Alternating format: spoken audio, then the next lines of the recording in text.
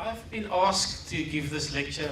I've got a number of people related to competition entries, and I apologize to Amira because I didn't know exactly how this would fit into the theme. But if one thinks in an urban design manner, things connect up somehow. In any case, I hope that will happen in the course of the talk. This image, and this is where theory will stop, is an image from Arad, and there's a divide in this image. It's this divide between being a specialist and being a generalist. And what the image shows, if you become a generalist, you become more enabling.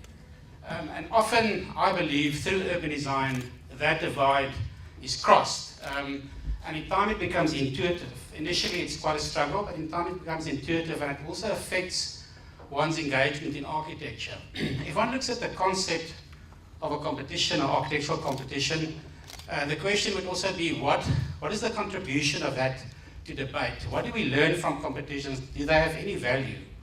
I've been involved in these for about 20 years, and I started practicing around the time of the advent of democracy.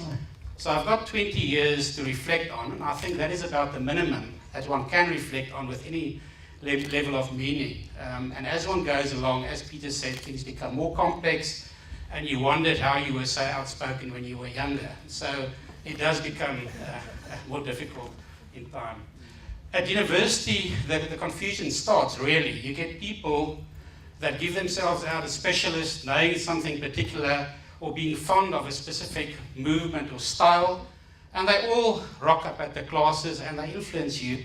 And they all, as this image shows, they all often, not all, they often at that point of specialization, professing that there's an answer and a direction that we should follow. At the time that I studied, it was a mix of deconstructivism, modernism, postmodernism, and then people with a more social conscience, the invisible side of things. Then one starts traveling. You graduate, or halfway through your studies, you start traveling, and your network becomes broader, but also becomes entangled and confused in the process.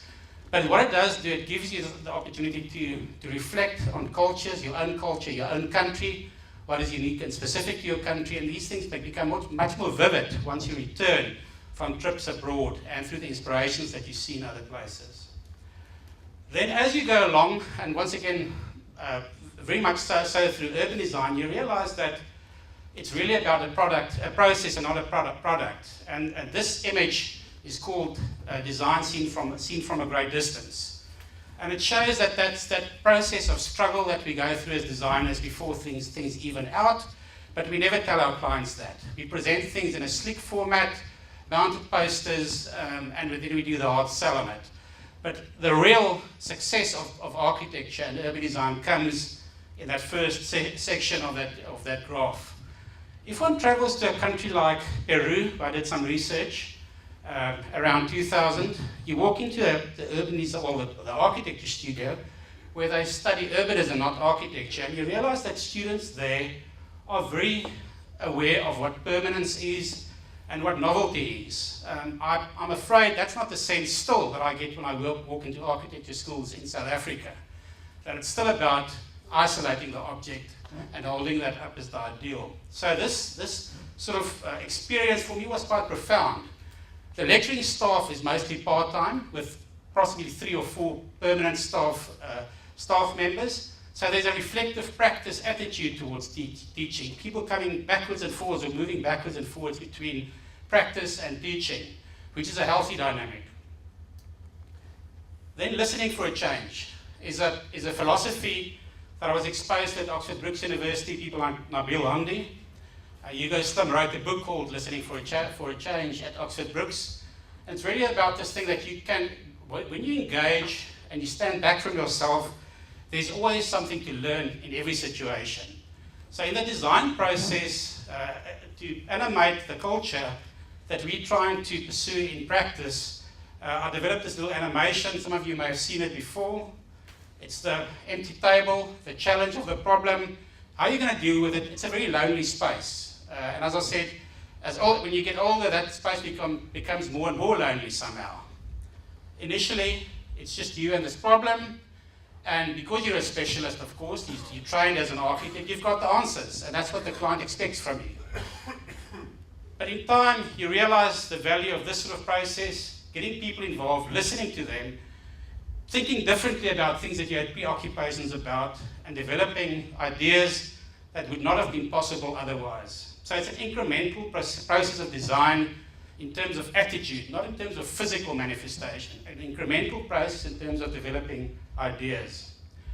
This doesn't mean that you don't lead as a designer. People say, well, that's a free-for-all, everybody walks into that room, and it's anarchy. That's not my view. What my view is that things out there are too complex, and if you want to integrate, you must integrate something. It's not your own value system that you integrate, it's a combination of value systems. Then you get to a situation at the right, as I said, which really, the image on the right is actually intuition. If you stand back from it all, it's an entangled mess, and if you get asked to give a talk like this within a box, or a crate, whatever you refer to, it's quite difficult to disentangle this and to make sense of what your true direction is in design, because it's become so open-ended, it's become so inclusive that it is quite difficult. What it shouldn't be is what on the right-hand side, a toy shop. And once again, if one walks into these thesis exams or the exhibitions afterwards, and possibly the exhibition at the back there, it feels a bit like a toy shop. It's like shelves with toys on them, and it's really not what is supposed to be meant by that image on the left-hand side. So on the right-hand side, also there's quality. It refers to quality, because we know if you look at what's in that shop on the right, there's nothing really of any quality there. But that is the way that we build, and the solution, as Peter Rich said, is often in the structure. The structure is the solution, not the toys. That's where the urban design comes in. Now back to the competition format and the idea of competitions. It's actually quite a contradiction to be talking about competitions, because they're actually silent. You don't produce the competition entry in silence. You do the charrette, you engage with people, you travel, you visit the site, you think about this for weeks and months sometimes. But the product is silent in the sense that what you put on 6 sheets or 3 sheets or 12 sheets or whatever should tell the whole narrative. The whole narrative should be captured in that. So this is to disentangle that mess on the right-hand side on the previous slide is quite a mission, and it's an attitude towards doing these things. A journey away from the Cape. I think if one lives in Cape Town, you get put into a certain pigeonhole. It's like in many other places too. And what I've enjoyed about competitions, it's also escapism. You actually move yourself to the margin, and you look in. You're looking at your country, and you travel. And through these competitions, they're always in different locations. You've got a unique opportunity to engage in the local culture, the local space, to appreciate context, and to evolve something which you feel is appropriate.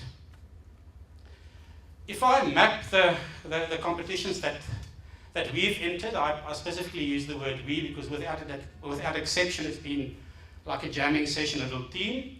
From 1992 to 2013, I've isolated 13 or 12 of these, just for the sake of clarity in the context of the lecture, to be able to talk about this. So I took these out, and they all either winning entries or they premiated, in other words, honorary mention or second or third place. So the red dotted projects are winning projects, and the yellow dots are placed projects.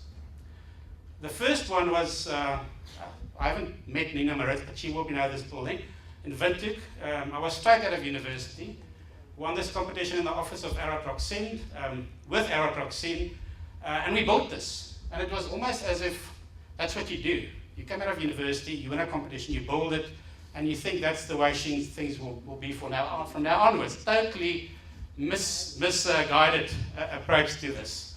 It was in a suburban context, in the very arid climate of Windhoek, with Jose Forjas as the principal adjudicator.